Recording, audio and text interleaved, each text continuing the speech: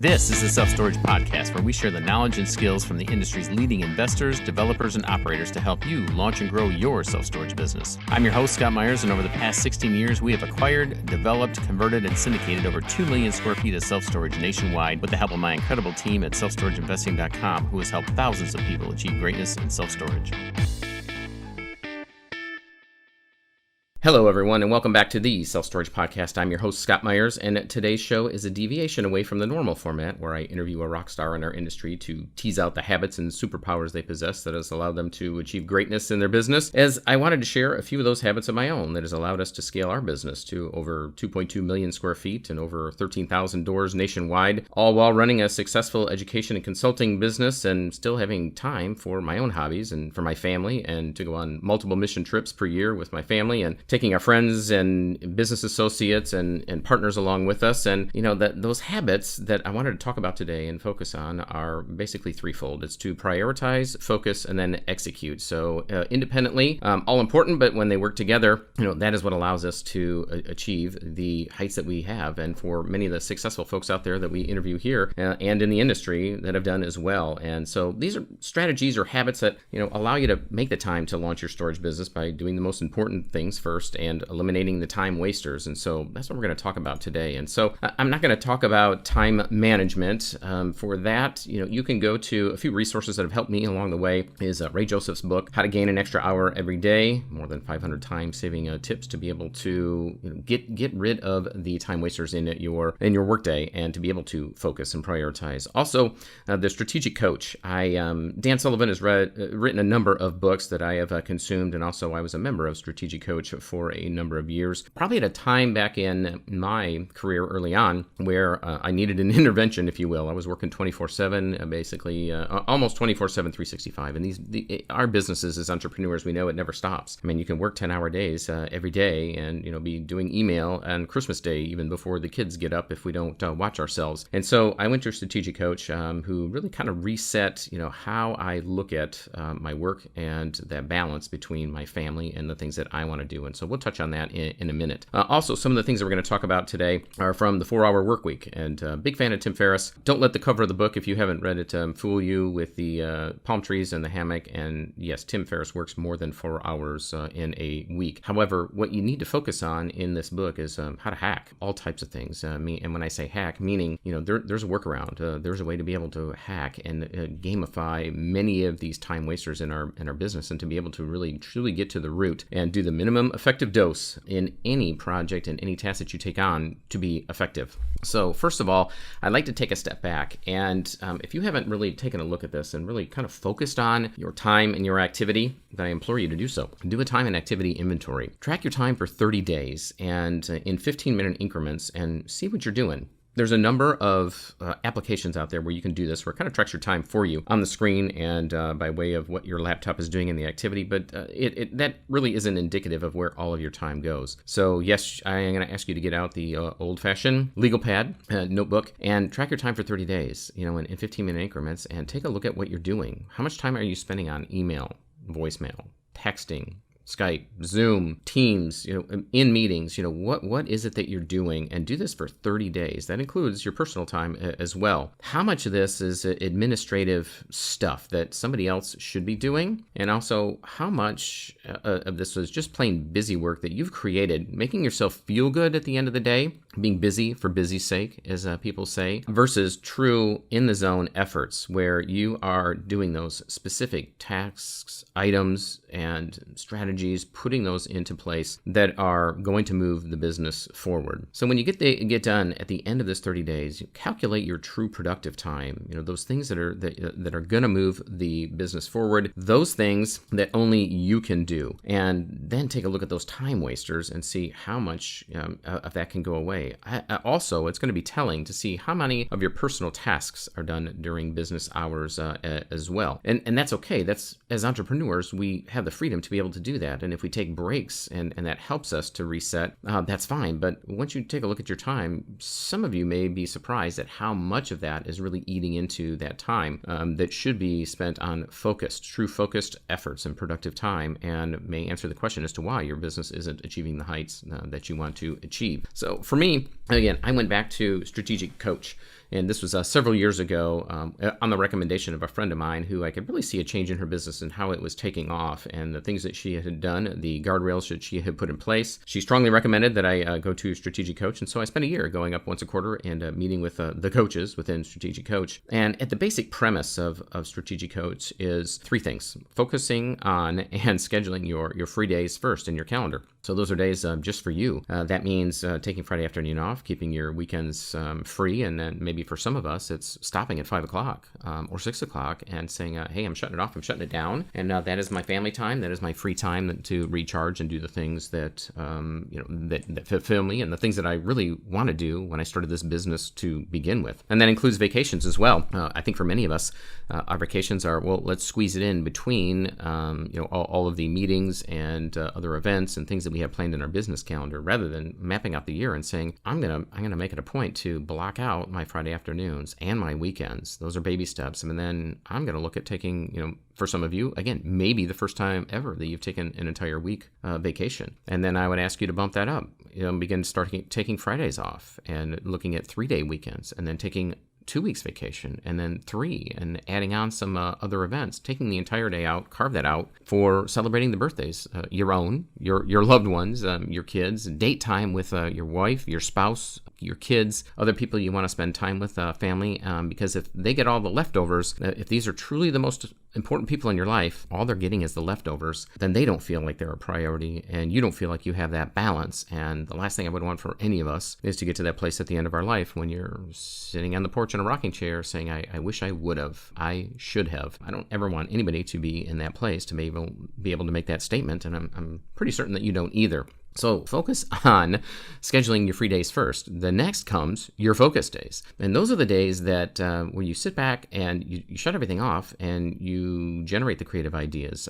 You work on the plans from those ideas that were created the last time out, and you map out a strategy to execute on those. And that is a time for focusing on those things that, are going to move your business forward, that are going to move the needle, that are going to help you to grow, that are going to be able to create those support functions for the growth that you're having right now, strategic hires, and planning out the person that you're going to hire next, and creating that job description, that perfect job description, identifying the person that you're looking for, and then putting it out there. Whatever that is, those focus days for those, the priorities, those things that need to happen in your business. And then third is the buffer days, and those are the leftover. Those are for the administrative tasks. That is for knocking out, the rest of your email if you want to. And by the way, email is nothing but somebody else's priorities for your schedule, or what they feel like. So I'll ask you, and we'll touch on that in a moment as well, to make sure that email is last. That should not be the main thing that you focus on. It is not a goal to be at inbox 0 every day like some of the time management gurus talk about. Those are the least important things, because those are intrusions into the things that you have planned to strategize and focus on in your day. So that should be last. And then any other administrative tasks, if you have to do any banking, if you don't have an assistant that can handle some of these duties, or some of those things that just require you and only you to do administratively, those should be done last. So we are going to talk about not necessarily time management, but just a shift in how you look at this. Being effective versus efficient. Doing something unimportant well does not make it important. I'll repeat that. Doing something unimportant very well does not make it important. So don't fool yourself at the end of the day saying, well, I got this done and I did it really, really well. But if it wasn't important and it didn't move the needle in your business, then it was a waste of time. I would also point back to the Pareto principle, or the 80-20 rule, and ask yourself, what 20% of sources in my business are causing me 80% of my ineffectiveness and ultimately unhappiness? And then begin to prune them. What are those things? Are you handling phone calls and emails from a customer service standpoint in your business? You shouldn't be handling that. I know in the beginning we wear a lot of hats in our business, but those can be offloaded, and somebody could be trained, a virtual assistant can be trained to handle the top 20 questions that most people have, so that you don't have to continue to ask that over and over again. And it starts with an FAQ page on your website to point people to as well. All those other items in your business that are causing you to be ineffective, that you should be paying somebody else a lower wage than yourself to do or handle, and if it just makes you unhappy, then it's going to ruin your day when you have to do those, and you're not going to be effective. So prune them, get rid of them, stop doing them, delegate them, hand them off to somebody else. And then you have to ask yourself, which 20% of the sources in my business right now are resulting in 80% of my desired outcomes and happiness, and then make time for those. Those should be the ones that you now begin to spend more time on by getting rid of everything else, the items that truly only you can do, that you enjoy, and that are going to move the business forward. And, we're talking just about the business hours and days, but those mean also the things that really rejuvenate you, in your personal life, that allow you to be effective in your business. And, being busy, it's real easy to say, and I think many of us do. The standard answer when somebody's asked, well, how are you? Oh, we're real busy. Things are real busy. I feel sad when I hear people say that, because you know what? If you're so busy, it means that what I see is that people have very little margin. They have little white space around their schedule. And to be honest with you, I look at that as a form of laziness. Being busy is it's just a form of laziness, and it's because of and a result of lazy thinking and indiscriminate action. If you're just busy, it sounds like your business is running you and you're not running your business. So I would take a long, hard look at if you're being busy just for busy's sake and begin to prune those actions. One of those time wasters or habits that lead to wasting time is beginning to look at email and then, starting to read through something and then going back to it, but never really handling it. Touch everything once. And this comes from, I think many of the folks that have written books on time management. When an email comes in, touch it once. Delete it, delegate it, or handle it. Whatever that is, don't continue to leave it in there and then address it over and over again because you don't like it or because it's going to take a lot of time to handle. This also goes for mail. If you get mail and it's sitting on the corner of your desk, make some time outside of business hours to go through your mail. Any filing that needs to be done, just anything, touch it once. Because what happens is when you look at your desktop on your computer and your physical desktop, your workspace, if it has files and mail and junk all over and your email inbox has a counter on it and it's pushing 150 or for some of you 300, it just paralyzes you and you realize you begin to just feel defeated. Like, I can't do all of this. And then you go out to the kitchen or the break room and you grab something to eat, thinking it'll go away, and it doesn't. And then all that does is lead to poor health and more weight. So touch everything once, delegate it, delete it, or just plain handle it. Clear off your desk, your work area, so that you feel as if you are actually accomplishing something. Also, schedule deadlines for both the important and the unimportant. If you're using whatever your calendar you're using, whether it's written or Google Calendar or anything in your Mac, there's a number of different calendars out there, Outlook, whatever it is, schedule a due date for both the important and the unimportant. Same thing, things that need to get done. And don't continue to move them out over and over again, because then all of a sudden what happens on Friday is all those things that didn't get done Monday through Thursday, you wake up and you look at your calendar on Friday and there's this heap of things facing you and you've already scheduled your Friday afternoon off. And then you think, how can I possibly do that? Look at all these things. In order to go into the weekend feeling as if I've accomplished something and being productive, I need to clear all these things out. And then you eat into your Friday afternoon that was time for you, or time you were going to spend with your kids or your spouse, or doing whatever that is that fulfills you. So schedule it and then handle it. Also, I would ask that you schedule a reminder for yourself 3 times a day. Put this in your calendar with an alarm to ask this question: am I being productive or just active? And it's kind of a wake-up call. Now, I know it sounds maybe silly to some of you, but go ahead, try it. Try this for a week. 3 times a day. Put this in your calendar and ask yourself the question: am I being productive or just active? And I'll bet any amount of money that at least once you're being active, fooling yourself, saying, well, if I just do this, I can feel better about ticking the box off. So for all you box tickers out there, and I'm one of them, it makes you feel as if you're being productive, but I would ask that you take a look at whether you're really being productive or just active. Also, I think many people have the ability to invent things to do to avoid the important, and either looking for the low-hanging fruit so they can tick 3 things off their schedule, their to-do list, instead of taking a look at, as we mentioned, the 3 habits that we're focusing on here is prioritizing. So are you avoiding the priority? We know that the priority sometimes takes an hour.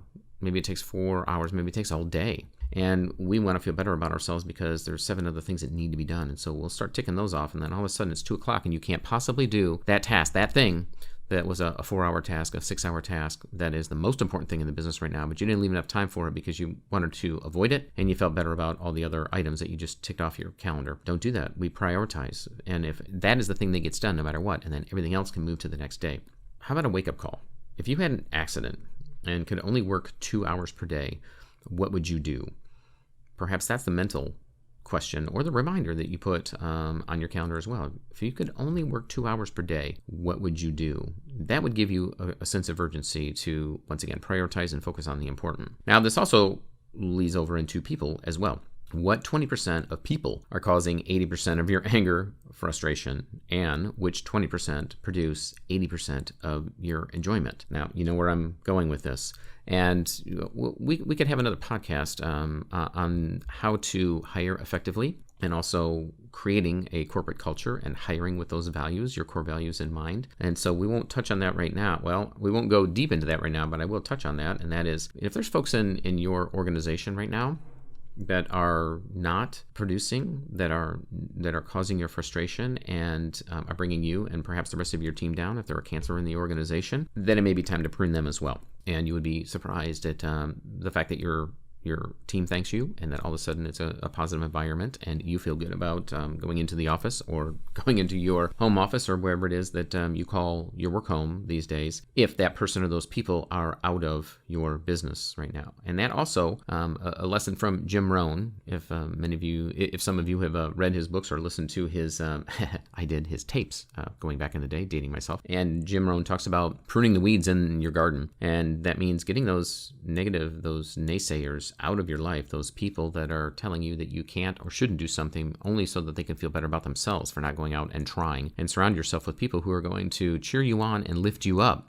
and encourage you and edify you, and folks that also are striving for something greater. And so take a good hard look at the 5 most important people in your life, because that will dictate where you're going and ultimately your mood and how you approach your day. Also, when looking at effectiveness, ask yourself the question once again, if this is the only thing I accomplished today, will I be satisfied with my day? So that is the one question you should be asking yourself. And that does not involve multitasking. Do not multitask. There's no such thing as multitasking. You got a bunch of open windows and a bunch of unfinished business. That's not multitasking. That's not getting anything done.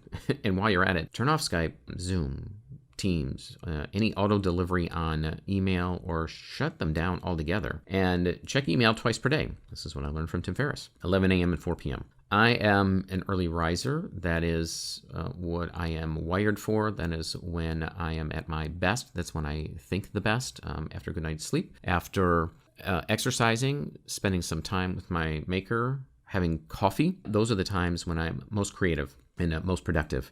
So the time when I land at my desk at I get up at 4 in the morning, and I do a little walk around the neighborhood with a cup of coffee, my gratitude walk. I get to the gym by 5, and then after I work out, I land at my desk somewhere around 7 o'clock, maybe a little bit later than that, and begin to work. And so from 7 to 11, that is my productive time, and I am not on email at that time. I am not doing these little piddly tasks. I've either already delegated those, but that is the time that I am focusing on the priorities and the main things that will drive my business forward. So the first time I open an email typically is 11 a.m.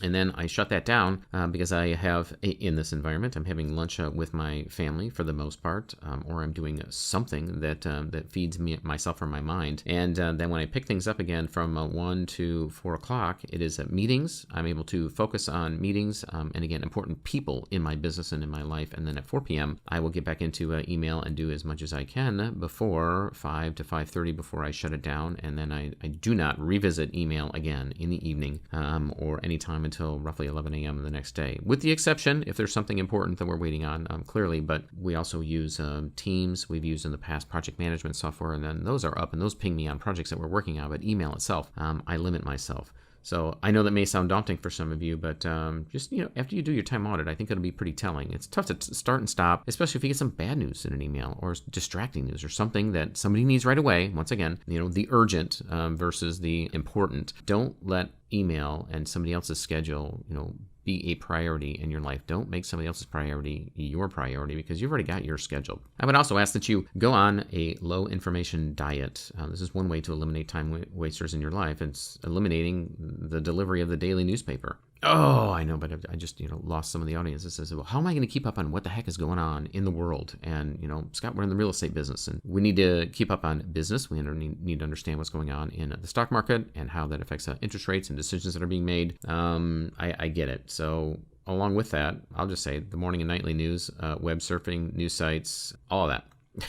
So get rid of all of it. All you need to do is you need to have a couple of trusted advisors and one website that speaks the truth with regards to what is going on around the world, and whatever that is for you, pick it. We're not going to get political. I don't get political, but you can find your own news source that supports your political beliefs. I would ask you to go out and find something that is a truly unbiased news source to let you know what's going on in the world if you feel like you can't disconnect. But then get the headlines and move on from there. Books. I like nonfiction. I know fiction is good before bed. I haven't got to that place where I can bring myself to that. Maybe later on.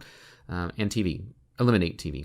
Right now, you don't need to get sucked into Netflix or anything else. You need to right now focus on the people around you and on your business. Now, if you're reading books to become better at business, fantastic. But anything else that is a time waster, get rid of. So I have become, and many in my circle will tell you, become selectively ignorant. So yes, I pay attention to the news. I pay attention to what's going on around election time, but usually that is still through some trusted advisors who, who do the homework for me, and I know that will present that information to me and the truth and what is going on around me, so that I don't have to go out searching it for it myself and then get caught up in all the negative and the NLP, the neuro linguistic programming that comes in the headlines that the media is spewing out. I can get the truth, and I can do that in a very succinct amount of time, and that is all the news I need. Because at the end of the day, from the political side and what's going on with the news, I'm gonna stick my head. I'll poke my head back up every once in a while, but I've got all I need to know. The rules and the ground game to know what I need to do to move forward, regardless of who's in power and what's going on in pop culture and anything else. I know what it takes to move my business forward, and I don't need to get caught up in all that and spend hours on it. So I have chosen to become selectively ignorant, and there's nothing wrong with that.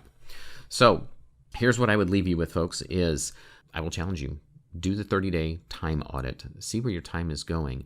And by the way, while you're at it, if there are tasks that you do over and over and over again that you could train somebody else to do, you can go out and find a virtual assistant for $5 an hour, $6, $10 an hour that can handle those tasks. Because if you're finding these things that you're doing repetitively over and over again, and I would ask, instead of spending another 15 minutes doing that you take the next 15 minutes and create a standard operating procedure on how to do that, and then give that to somebody else. And then anytime that task comes up, you hand it off to that person so that you do not have to do that any longer. So that and these other strategies that we have talked about today, implement those for the next 30 days. After you've done the audit for the following 30 days, implement those strategies and then report back to us. info@selfstorageinvesting.com. I want to hear how it went for you, some of the things that you found, maybe some of the other tools as you begin to go out and search for time audits, and what you discovered under this.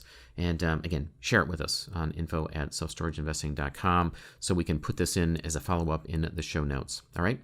So with that, I'm looking forward to seeing you all on the next episode of the Self Storage Podcast. Take care. Hey gang, wait, 3 things before you leave. First, don't forget to subscribe to the Self Storage Podcast and turn on your notifications so you never miss another episode. And while you're there, please leave us a 5-star review if you like the show. Second, be sure to share your favorite episodes and more via Instagram, and don't forget to tag us. And lastly, head to the links in the show description and hit the follow and subscribe button on Twitter and Facebook to get a front row seat as we grow and scale our business and bring you along with us. Take care.